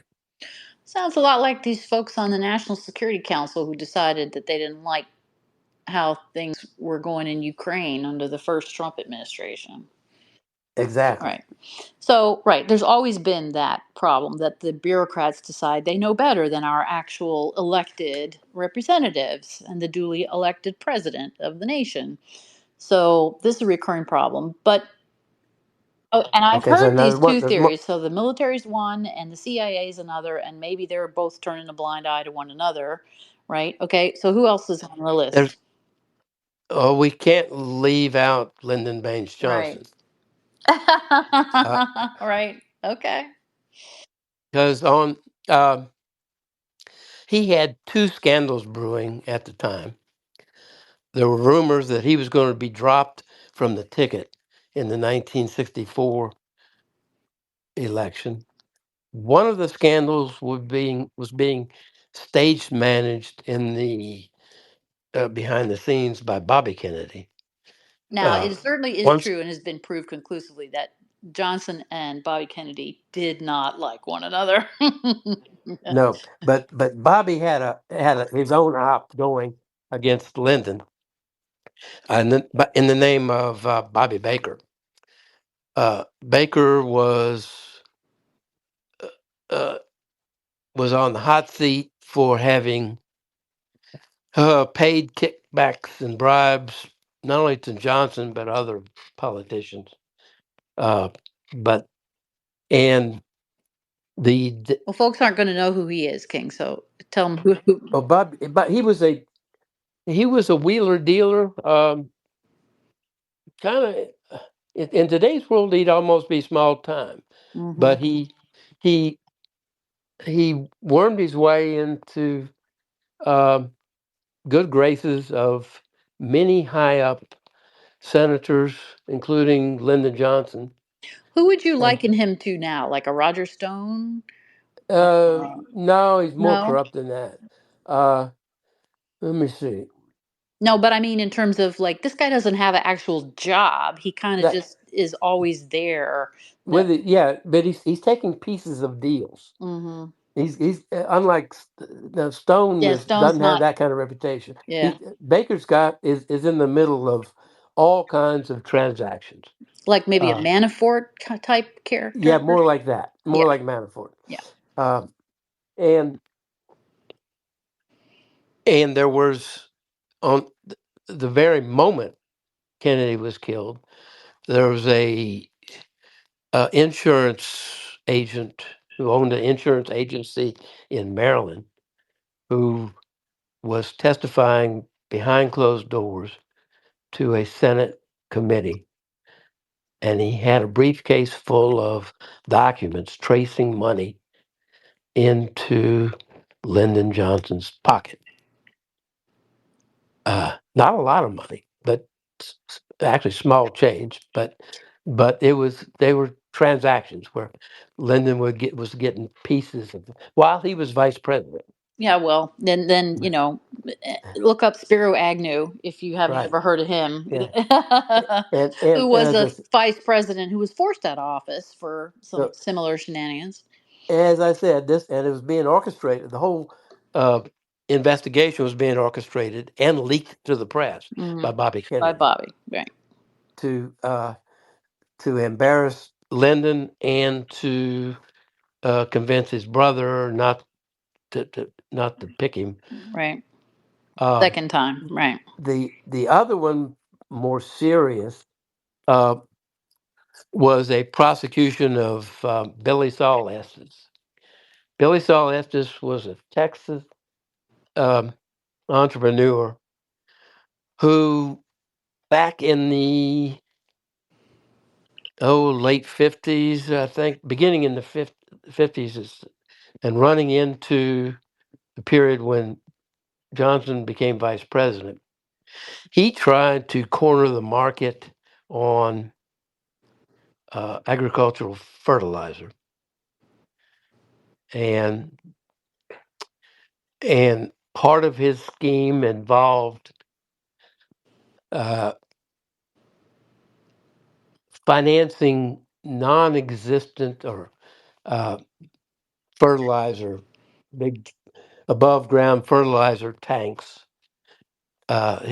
He'd take a picture of one and then copy it several times and bring it to different banks and say, Here's my "This is on collateral. this right. This is my collateral," and none of it existed. Oh And God. then he would use that to uh, lower prices on his for his business uh, and run his competitors out of business. And part of the scheme involved cotton allotments. You could grow cotton, but you had to get an allotment from the Department of Agriculture to so that we wouldn't flood the market with too much cotton.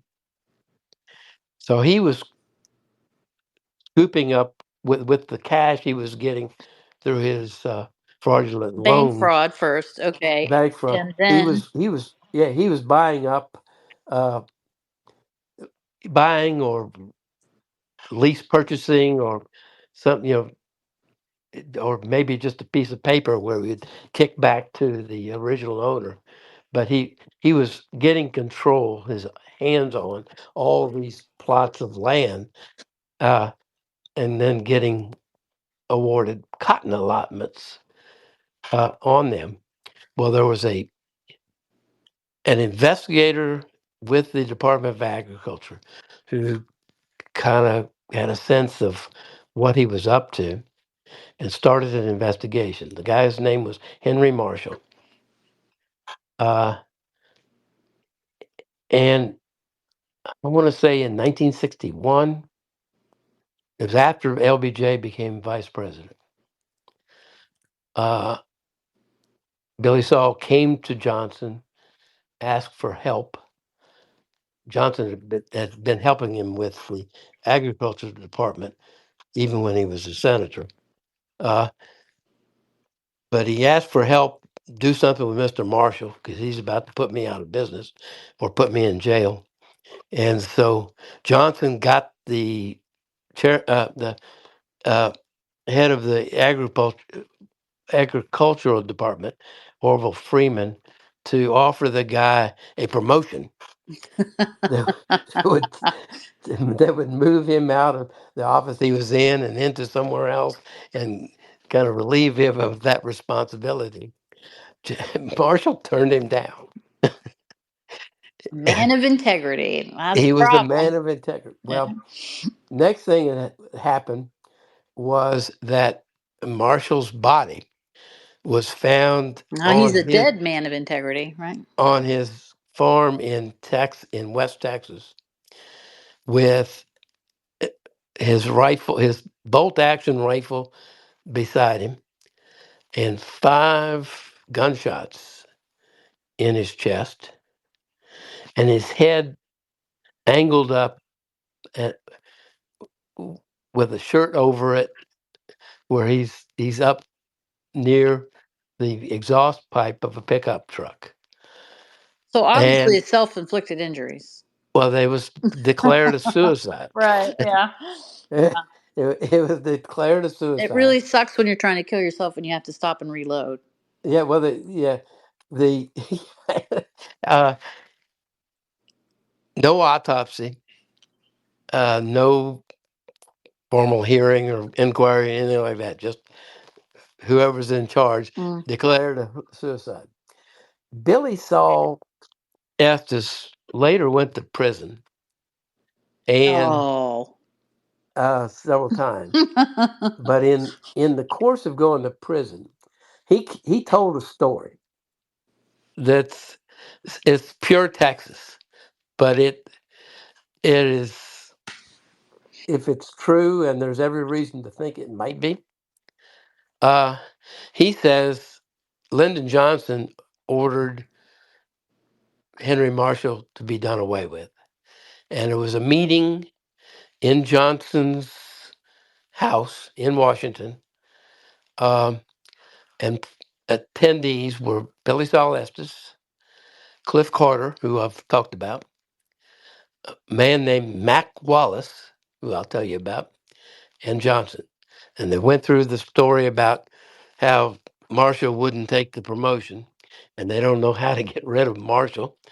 And he says, well, if he won't take the promotion, we just got to get rid of him. And looks over at Mac Wallace.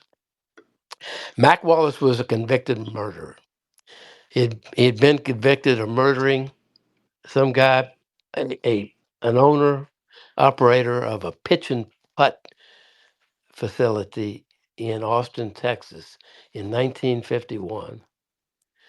Uh, sh- put Killed him with a revolver, shot 6 bullets into him, and they caught him right away. He had blood all over him. He was arrested. He got out on bail.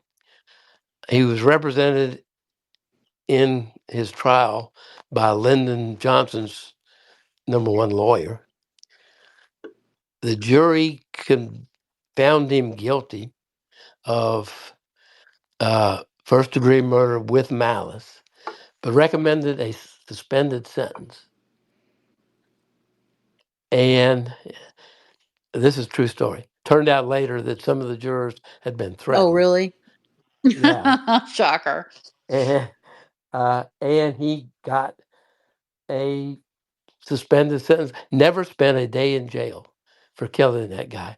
The story was that he was having an affair with Mac Wallace's wife.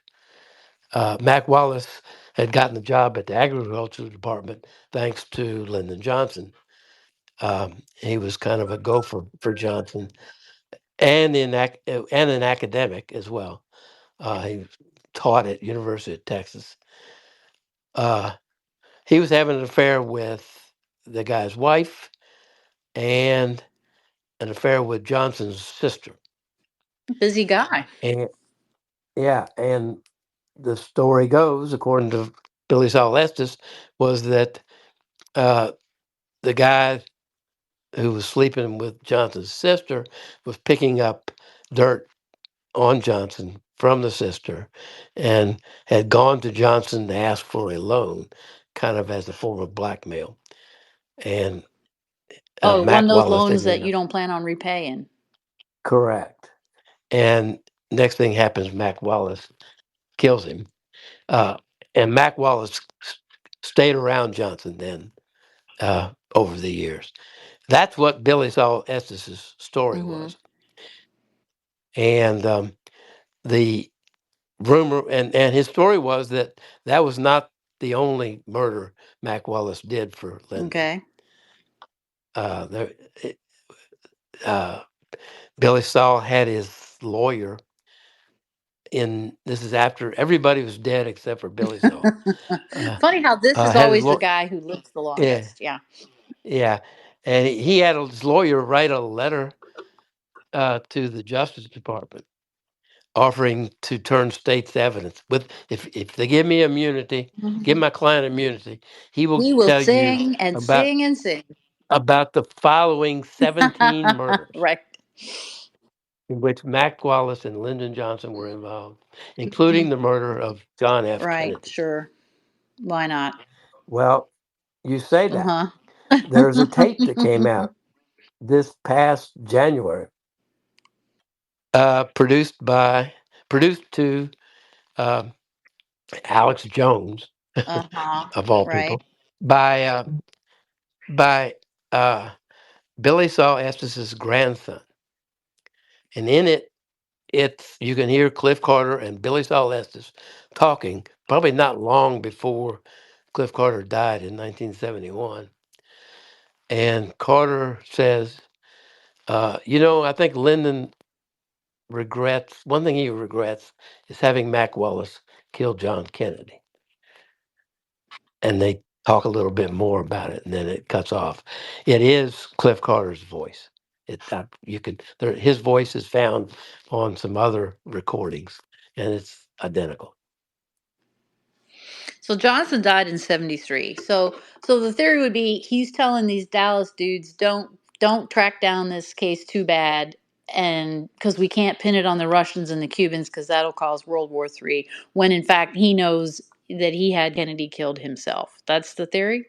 That's one theory. The other theory is maybe he knew that the CIA had him killed, and he had a deal, or the military had him killed, and he had a deal because he right away his first major act was to send Kennedy's Vietnam policy to Right the out the press. window, right? Because he obviously Eh, didn't agree with it. Yeah. Right. Okay, so is anybody else on this list of the motive behind the on the No, ground conspiracy? yeah. What one more? And that would be uh, the Cuban exiles. Right. They were more or less organized, more or less dangerous, uh, committing violence and assassinations throughout South America, and as much as they can get away with in Cuba, and many of them considered Kennedy a traitor To their cause. to their cause. Right. Okay. Anybody else? I think that's it. Okay. Um, all right. So, because you have to link up what happens in the event, the assassination, and back to the other part of the conspiracy, which is who's the motive behind it, who's the money behind it, right? Assuming that there is such a conspiracy. Oh yeah, one other. I mean, you There was got a guy that Oswald, right? Oswald a nutter, an alleged nutter, Right. but you also had there was this guy named John Miltier, who was a right wingnut out of southern Florida. He was a kind of a John Birch Society type, Okay. uh, and segregationist, and he uh, he was on record. The FBI had a recording of him, like mm, I want to say September, August or September, maybe October, that Kennedy would be killed with a rifle out of a high building, tall building. And there's a recording of a uh, presentation given to an audience by a retired FBI agent who was working out of a small town in Georgia, southern Georgia, who was given the task of investigating Miltier for that Hmm. statement and see if he was a threat and whatnot. And he tracked him. He tailed him. Uh, Talked to his mistress, Miltier's mistress. He, but he lost him shortly before November 22, when he found out Miltier had piled into his uh, uh, what today would be uh, uh, uh, like one of those traveling homes. Oh, like a What do RV. you yeah, RV, the 1960 version of an RV, and headed west. And he lost track of Miltier. And but he put a report together and sent it to headquarters, and nothing became of it. Nobody passed it on to the Secret Service, where Kennedy was going, warning the Secret Service about being shot from a tall building. Um, so he and probably some other far right segregationists didn't like Kennedy because he was trying to integrate the Jim Crow South uh, at the time. Uh, and then you've always got the military industrial complex that uh, Eisenhower warned against. And those people would be the most financially impacted by Kennedy's plans By to peace. leave, but to leave Vietnam and by peace. Yes, Right.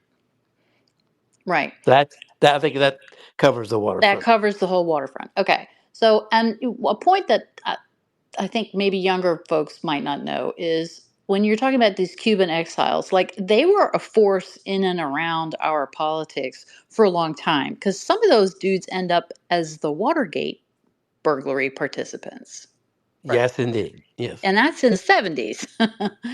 So, yeah, that was a thing that was there and people knew about and would have been knowledgeable about at that time that now that doesn't even exist anymore, right? Obviously there are a lot of Cuban um, people of Cuban ancestry who live in the United States now, right? Refugees, exiles, et cetera, et cetera. But at that time it was just a lot hotter and very different than it is now. So okay, so because back to this point of you have to marry up who wants him dead with who's doing the killing, right? This is true of any conspiracy to murder. So, Correct. yeah, because those are not usually the same people, right? When it's a conspiracy to murder, it's it's unlikely that the person pulling the trigger is the person who wants it done. Especially if you're dealing with agencies like the CIA or military intelligence. Um, by the way, uh, we know that the uh, military intelligence, particularly the Naval Intelligence, Office of Naval Intelligence, did not cooperate with the various investigators uh, of the And assassination, what was the and it, stated reason for eh, that? that no reason. They just they put a female officer in charge. And I forget what vintage this was. I think in the 70s. No, it was in the 90s. The Assassination Review Board, part of this, they put a female officer in charge, and she did what you're trained to do in a big organization. She looks in the local office, in the DC office where she is, but then she sends out memos to their other offices around the country. Right. Send me what you Said, got on this. send me, what do you have? How's it stored? How big is it? How many papers? Stuff like that. And then she goes and looks. She didn't rely on anybody to do it for her. When they found out, when the higher ups found out she was doing that, they told her, "You're not allowed to go outside this office." And they they sent her up for inquiry over using or spending money in an unauthorized way to buy gasoline and pay for her trips to go to the satellite offices looking at papers.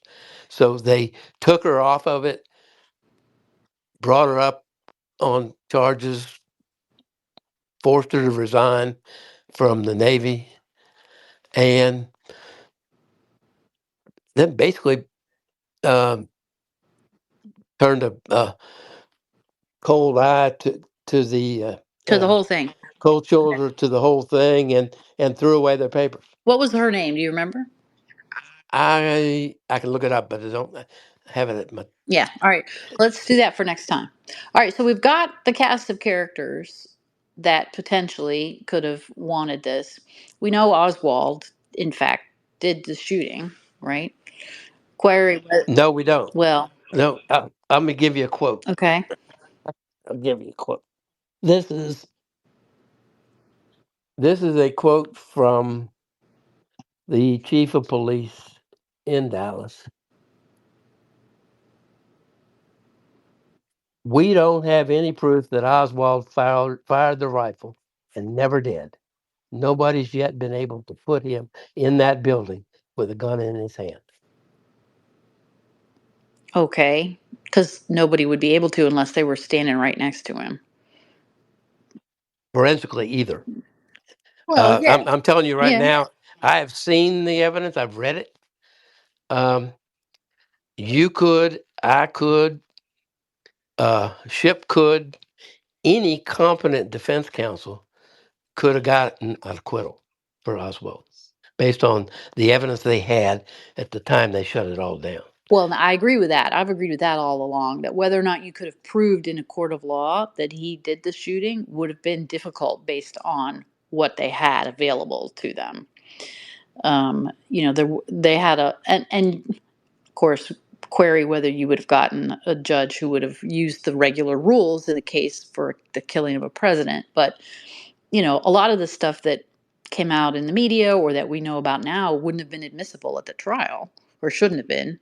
So Shouldn't have been admissible, yeah. but beyond that, he had an alibi that is supported by three, one, two, three, four secretaries who worked in the building with him and knew him. Uh, we know what time Kennedy was shot, Right. 12:30 on the dot. We know where they say he shot him from. That's the sixth floor of the school book depository, far corner to the right as you're looking through the front door. The rifle was left all directly across in the corner on the other side of the building by near the stairs. So in whatever, if he did that shooting, he had to have gotten there in time to move those boxes, uh, assemble the rifle, which you can do with a screwdriver in about 6 minutes, He didn't have a screwdriver. No evidence he ever used a screwdriver. He'd had to use a coin of some kind, which adds some time to the 6 minutes. Then, you know, watch for the car to come, take aim, shoot, uh, uh, work the bolt mechanism to load it, shoot one more time, and then shoot again in 6 seconds.